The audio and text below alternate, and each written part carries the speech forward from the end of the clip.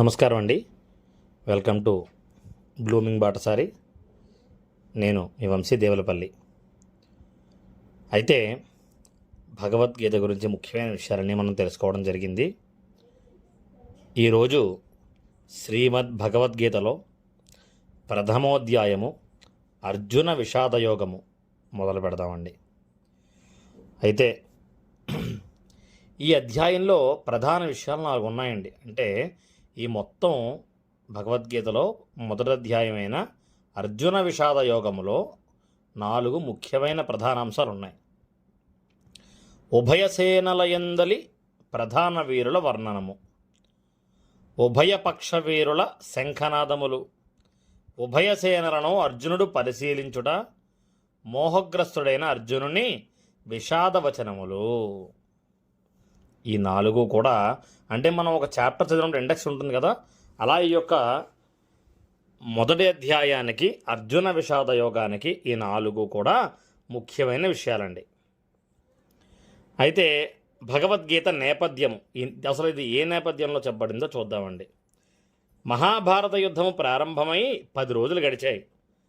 యుద్ధం 10 రోజులు గడిచిన తర్వాత భీష్ముడు రణరంగమున అంపశయ్య పైన ఉన్నాడు. అంపశయ్య అంటే ఏంటండి? అంపశయ్య పైన అంటే బాణములతో, మీరు ఎప్పుడైనా చిన్నప్పటి నుంచి భారతం సినిమా చూసినా లేకపోతే భారతం కథల వీడియోలు ఏమైనా ఈటీవీలో చూసినట్లయితే మీకు తెలుస్తూ ఉంటుంది. బాణాలతో ఒక పడుకోవడానికి ఏర్పాటు చేసినట్టుగా బాణాలతో ఒక పడకను ఏర్పాటు చేస్తాడు అర్జునుడు. అయితే ఆ బాణాల యొక్క పడక పైన భీష్ముడు ఉన్నాడు రణరంగంలో. ఈ వృత్తాంతమును సంజయుడు ధృతరాష్ట్రునకు తెలియజేశాడు. ఇక్కడ ఏం జరుగుతోందో సంజయుడు ధృతరాష్ట్రుడి దగ్గరికి వెళ్ళి తెలియజేశాడు. అతడు పరిపరి విధముల దుఃఖించి యుద్ధ ప్రారంభము నుండి నాటి వరకు జరిగిన సంఘటనలు అన్నింటినీ వివరించి చెప్పమని సంజయుని కోరాడు. అయితే అప్పుడు సంజయుడు ఇరుపక్షాల సేనల యుద్ధ సన్నద్ధులై రణరంగమున మోహరించి ఉన్న విషయమును, 2 వైపులా పాండవులు కౌరవుల వైపున ఎవరెవరైతే యుద్ధానికి సిద్ధమై ఇరుపక్షాల్లో ఉన్నారో వారి గురించి, అర్జునుని విషాదము, అర్జునుడు దేనికి బాధపడుతున్నాడనే దాని గురించి, శ్రీకృష్ణ పరమాత్మ అర్జునకు భగవద్గీత బోధించుట మొదలైన విషయాలన్నీ ధృతరాష్ట్రునకు సవివరముగా వివరించాడు. అదియే గీతాశాస్త్రమైన భగవద్గీత. మొత్తానికి ఇది ఏంటంటే సంజయుడు ధృతరాష్ట్రునికి ఈ యొక్క వృత్తాంతం అంతా కూడా వివరించడము జరిగింది. అది ఈ అధ్యాయం పేరు అర్జున విషాద యోగము. ఈ మొదటి అధ్యాయం ఏదైతే ఉందో ప్రారంభ అధ్యాయం, ఈ అధ్యాయం పేరు అర్జున విషాద యోగము. శ్రీకృష్ణ భగవానుడు అర్జునుని నిమిత్తముగా చేసుకొని సమస్త విశ్వముకు తెలియచేసిన మహోపదేశమే భగవద్గీత. మనం ముందుగా చెప్పుకున్నట్లుగా శ్రీకృష్ణ భగవానుడు సాక్షాత్ ఆయనంతటా ఆయనే అర్జునుడికి సమస్త ప్రపంచానికి కూడా ఒకేసారి చేసిన ఉపదేశమే ఈ భగవద్గీత.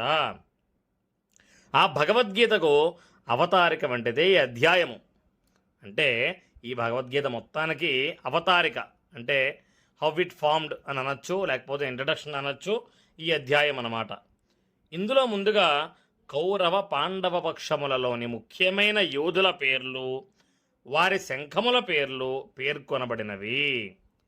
ఇందులో ముఖ్యముగా కౌరవులు ఎవరు, పాండవులు ఎవరు, ఎవరెవరు ఇందులో పాల్గొంటున్నారో వారి యొక్క టీం అనొచ్చు. మనం ఎవరైతే వారి సపోర్టర్స్ ఉన్నారో, వీరి సపోర్టర్స్ ఉన్నారో వాళ్ళందరి పేర్లు కూడా ఈ యొక్క అధ్యాయంలో పేర్కొనడనమాట.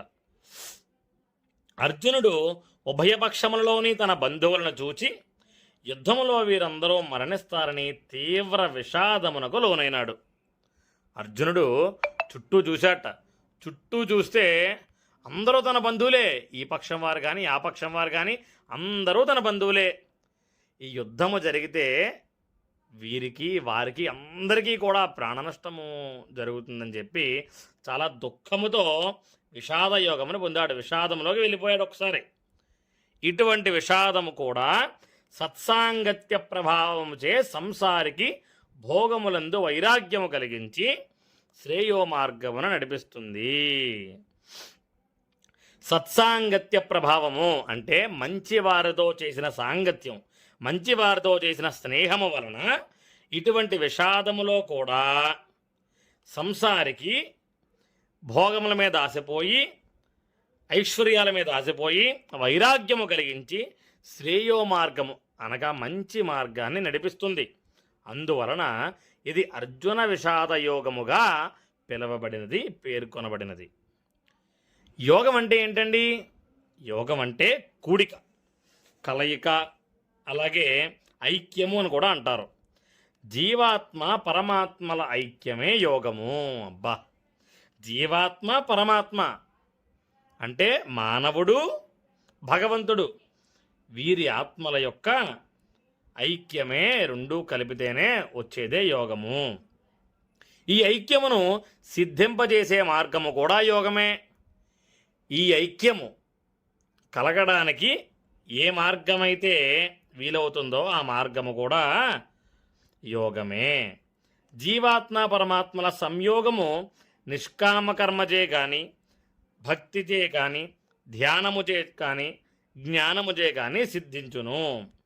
ఇది ఎప్పుడు కలుగుతుందట? నిష్కామకర్మ అంటే కోరిక లేని పని. అలాగే భక్తిచే కానీ, భక్తి వలన కానీ, ధ్యానము ఏకాగ్రత వలన కానీ, జ్ఞానము, జ్ఞానం అంటే నాలెడ్జ్, మనకున్న జ్ఞానం వలన కానీ ఈ యోగం అనేది సిద్ధించును అని చెప్పారండి. జీవాత్మ పరమాత్మల కలయిక కొరకు నిష్కామకర్మ మార్గమును సాధనముగా అనుసరించేవాడు కర్మయోగము, భక్తి మార్గము అనుసరించినవాడు భక్తి యోగము, ధ్యాన మార్గము అనుసరించినవాడు ధ్యానయోగము, అలాగే జ్ఞాన మార్గము అనుసరించినవాడు జ్ఞానయోగము అని అంటారండి. ఇలా ఎవరు ఏ మార్గాన్ని ఎన్నుకుంటే దానిని ఆ యోగముగా పిలువబడుతుంది. ఆ 4 యోగాలు ఏంటి? కర్మయోగము, భక్తి యోగము, ధ్యానయోగము, జ్ఞానయోగము. ఈ 4 యోగాలు కూడా మనము చేసే విధానమును బట్టి, నమ్మిన సిద్ధాంతమును బట్టి పెట్టబడిన పేర్లండి. జ్ఞాన మార్గము సాధనముగా అనుసరించినప్పుడు జ్ఞానయోగముగా అంటారు, చెప్పాం కదండి. ఇలా ఏదైతే మనం మార్గం అనుసరిస్తామో దానిని ఆ యోగముగా పిలువబడుతూ ఉంటారండి. అయితే విషాదము కూడా ఒక యోగమేనా అనే సందేహం కలుగుతుంది. అదేంటది? ఇక్కడ మనం అర్జున విషాద యోగం అంటున్నాము, విషాదము కూడా యోగమేనా? జ్ఞానం అన్నాము, ధ్యానం అన్నాము, భక్తి అన్నాము, కర్మ అన్నాము, విషాదము కూడా యోగమేనా అనే ప్రశ్న అందరికీ తలెత్తుంటుందండి. అయితే ఈ విషాదం అనేది యోగమా కాదా అనేది నెక్స్ట్ ఎపిసోడ్లో తెలుసుకుందామండి. జై శ్రీకృష్ణ. నేను చెప్పే ఈ యొక్క భగవద్గీత తాత్పర్యము మీ అందరికీ అర్థమవుతున్నట్లయితే మీరు విని నలుగురితో వినిపించి నలుగురికి షేర్ చేయండి, ఒక లైక్ కామెంట్ చేయండి. అలాగే ఇంకా ఎవరైనా సబ్స్క్రైబ్ చేసుకున్న వారు ఉంటే సబ్స్క్రైబ్ చేసుకోండి. ఇట్లు మీ Vamsi Devulapalli, in and as blooming Batasari. జై శ్రీకృష్ణ.